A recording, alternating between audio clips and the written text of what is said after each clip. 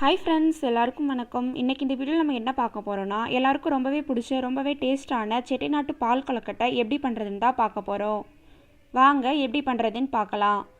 பால் கொழுக்கட்டை பண்ணுறதுக்கு முதல்ல சுடுதண்ணி காய வச்சு ரெடி பண்ணிக்கலாம். சுடுதண்ணி காய வைக்கிறதுக்கு ஒரு பாத்திரத்தில் 1.5 கப் அளவுக்கு தண்ணி சேர்த்து நல்லா கொதிக்க விட்டு எடுத்துக்கோங்க. 1 கப் மாவுக்கு 1.5 கப் சுடுதண்ணி போதுமான அளவுக்கு இருக்கும். நீங்கள் அந்த அளவே சேர்த்துக்கோங்க.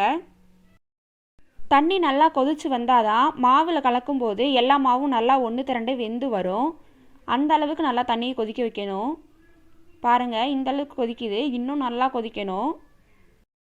இந்த அளவுக்கு நல்லா மாவு கொதிச்சு வந்ததுக்கப்புறம் ஒரு அகலமான பாத்திரத்தில் நம்ம எடுத்து வச்சுருக்க மாவை சேர்த்து அது கூட 1/4 டீஸ்பூன் உப்பு சேர்த்துக்கோங்க.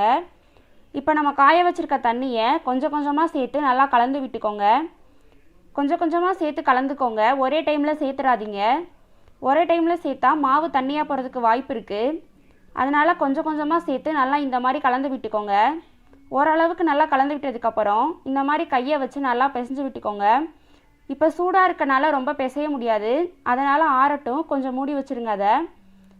இது ஆறுறதுக்குள்ளே நம்ம தேங்காய் பால் ரெடி பண்ணிட்டு வந்துடலாம். தேங்காய் பால் ரெடி பண்ணுறதுக்கு தேங்காயோட அளவு பார்த்திங்கன்னா 1 கப் மாவுக்கு 3/4 கப் தேங்காயே போதுமான அளவுக்கு இருக்கும். இப்போ ஒரு மிக்ஸி ஜாரில் நம்ம எடுத்து வச்சுருக்க தேங்காயை சேர்த்துட்டு அது கூட 3 ஏலக்காய் சேர்த்து தேங்காய் மறையிற அளவுக்கு மட்டும் தண்ணி ஊற்றி நல்லா அரைச்சிட்டு வந்துடலாம். ரொம்ப தண்ணி சேர்த்துறாதீங்க, தேங்காய் அரைப்படாது. அதனால் கொஞ்சம் கொஞ்சமாக சேர்த்து அரைச்சிக்கோங்க. தேங்காயை நல்லா அரைச்சிட்டு வந்ததுக்கப்புறம் அதை நல்லா நம்ம வடிகட்டி எடுத்துக்கலாம். வடிகட்டுறதுக்கு நான் ஜூஸ் வடிகட்டி தான் எடுத்திருக்கேன். நீங்கள் துணி கூட யூஸ் பண்ணிக்கலாம். அது ரொம்பவே ஈஸியாக இருக்கும். இந்த மாதிரி நம்ம 2 டைம் அரைச்சிட்டு வந்து தேங்காய் பால் நல்லா வடிகட்டி எடுத்து வச்சுக்கலாம். இந்த மாதிரி நல்லா வடிகட்டி எடுத்துக்கோங்க. 2 டைம் எடுக்கிற பாலில் நம்மளுக்கு தேவைப்படும், 3ஆவது டைம் தேவையில்லை. இப்போ நம்மளுக்கு தேங்காய் பால் ரெடி ஆகிடுச்சு. தேங்காய் பால் ரெடி பண்ணி வச்சதுக்கப்புறம் நம்ம ஆற வச்சுருக்க மாவை எடுத்து நல்லா இந்த மாதிரி நல்லா பிசைஞ்சு விட்டுக்கலாம். இந்த மாவோட பதம் பார்த்திங்கன்னா சப்பாத்தி மாவு அளவுக்கு பிசைஞ்சாலே போதும். இந்த மாதிரி நல்லா கையை வச்சு நல்லா பிசைஞ்சு விட்டுக்கோங்க. இந்த மாவு நல்லா பிசைஞ்சதுக்கப்புறம் நல்லா கையில் ஒட்டாமல் வரணும். அந்த அளவுக்கு நல்லா பிசைஞ்சு விட்டுக்கோங்க. இந்த அளவுக்கு நல்லா பிசைஞ்சு விட்டதுக்கப்புறம் பாருங்கள், எனக்கு கையில் ஒட்டவே இல்லை மாவு. அந்த அளவுக்கு நல்லா பிசைஞ்சு விட்டுக்கணும். மாவு நல்லா பிசைஞ்சு விட்டதுக்கப்புறம் அதிலிருந்து கொஞ்சமாக மாவு எடுத்து நம்ம பால் கொழுக்கட்டைக்கு உருண்டைகள் உருட்ட ஆரம்பிச்சிடலாம். இந்த மாதிரி நல்லா உருட்டிட்டு அதிலேருந்து கொஞ்சம் கொஞ்சமாக எடுத்து நம்மளுக்கு வேணுங்கிற ஷேப்பில் நல்லா உருட்டி எடுத்துக்கலாம். நான் பார்த்திங்கன்னா இந்த மாதிரி உருண்டையாக, அப்புறம் குச்சி ஷேப்பில், அப்புறம் தட்டை ஷேப்பில் 3 ஷேப்பில் நான் உருட்டி எடுத்துக்கிறேன். உங்களுக்கு என்ன ஷேப்பில் வேணுமோ நீங்கள் உருட்டி எடுத்துக்கோங்க. பாருங்கள், இந்த மாதிரி ஒரு தட்டை ஷேப்பில், அதுக்கப்புறம் குச்சி ஷேப்பில், அதுக்கப்புறம் உருண்டையாக பால் மாதிரி இருக்கிற ஷேப்பில் நான் உருட்டி எடுத்திருக்கேன். இந்த மாதிரி நல்லா உருட்டி எடுத்துக்கோங்க. இந்த அளவுக்கு உங்களுக்கு கையில் ஒட்டாமல் உருட்ட வரலைன்னா கையில் நெய் சேர்த்து நல்லா உருட்டி எடுத்துக்கோங்க. அப்போ பிசு பிசுன்னு இல்லாமல் நல்லா உருட்ட வரும். இப்போ நான் எல்லாத்தையும் நல்லா உருட்டி எடுத்துகிட்டு வந்துட்டேன். பாருங்கள் எவ்வளோ அழகாக வந்திருக்குன்னு. நீங்களும் இந்த மாதிரி நல்லா உருட்டி எடுத்துக்கோங்க. இந்த மாதிரி நல்லா உருட்டி எடுத்ததுக்கப்புறம் ஒரு கடாயில் 1.5 கப் அளவுக்கு தண்ணி சேர்த்து தண்ணியை நல்லா கொதிக்க வச்சுக்கோங்க. தண்ணி நல்லா கொதிச்சு வரணும்.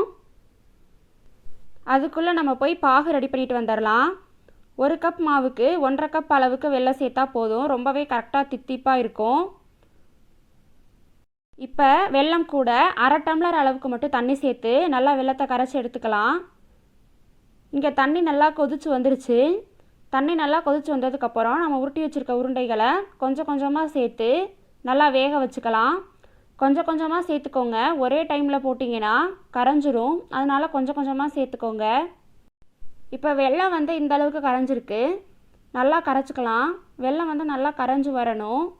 பாகு தேவையில்லை, வெல்லம் கரைஞ்சால் மட்டும் போதும். இப்போ கொழுக்கட்டை வெந்துருச்சான்னு பார்த்துக்கலாம். கொழுக்கட்டை ஓரளவுக்கு நல்லா வெந்து வந்துருச்சு. கொழுக்கட்டை கொஞ்சம் கரைஞ்ச மாதிரி இருக்கும், ஆனால் அதெல்லாம் இல்லை. தேங்காய் பால் சேர்த்தோன்னா கரெக்டாக வந்துடும் நம்மளுக்கு.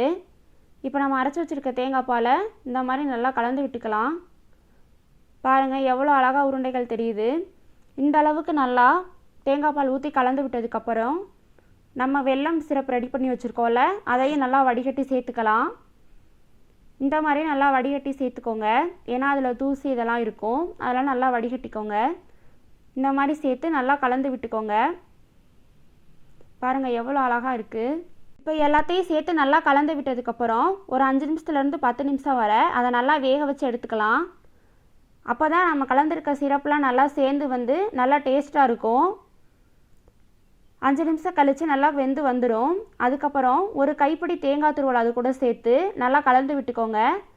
தேங்காய் துருவல் நம்ம கடைசியில் சேர்க்குறதுனால ரொம்பவே டேஸ்ட்டாக இருக்கும், எல்லாருக்கும் ரொம்பவே பிடிக்கும். இந்த மாதிரி சேர்த்து நல்லா கலந்து விட்டுக்கோங்க. இந்த மாதிரி எல்லாத்தையும் சேர்த்து நல்லா கலந்து விட்டதுக்கப்புறம் நம்ம செட்டிநாட்டு பால் கொழுக்கட்டை ரொம்பவே சூப்பராக ரெடி ஆயிடுச்சு. நீங்களும் இந்த மாதிரி செஞ்சு பாருங்கள், உங்களுக்கும் ரொம்பவே பிடிக்கும். இதே அளவுகளோட இதே முறைப்படி நீங்களும் செஞ்சு பார்த்துட்டு எப்படி இருக்குதுன்னு மறக்காமல் கமெண்ட் பண்ணுங்கள். இந்த வீடியோ உங்களுக்கு பிடிச்சிருந்ததுன்னா லைக் பண்ணுங்கள், ஷேர் பண்ணுங்கள், மறக்காமல் சப்ஸ்கிரைப் பண்ணுங்கள். Thank you friends.